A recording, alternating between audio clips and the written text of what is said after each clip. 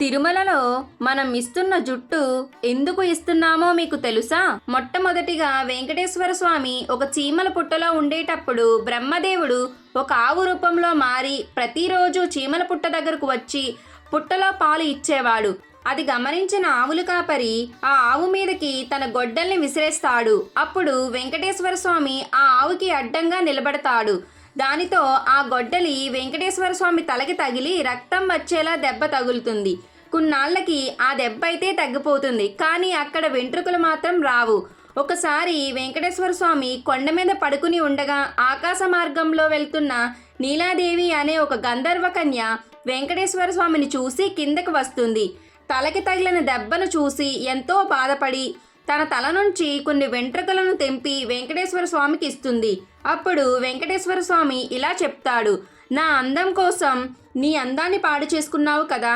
కలియుగంలో కొండ మీదకు వచ్చిన నా భక్తులు తమ జుట్టుని ఇచ్చే సాంప్రదాయం మొదలవుతుంది. ఆ జుట్టు యొక్క శక్తి అంతా నువ్వు ఏ లోకంలో ఉన్నా నీకే దక్కుతుంది అని చెప్తాడు. అందరూ వెంకటేశ్వర స్వామిని తలుచుకుని గోవిందా గోవిందా అని చెప్పండి. ఈ వీడియో మీకు నచ్చినట్లయితే ఇలాంటి మరెన్నో వీడియోస్ కోసం మన ఛానల్ని సబ్స్క్రైబ్ చేసుకోండి. రుషిక క్రియేషన్స్. Thank you.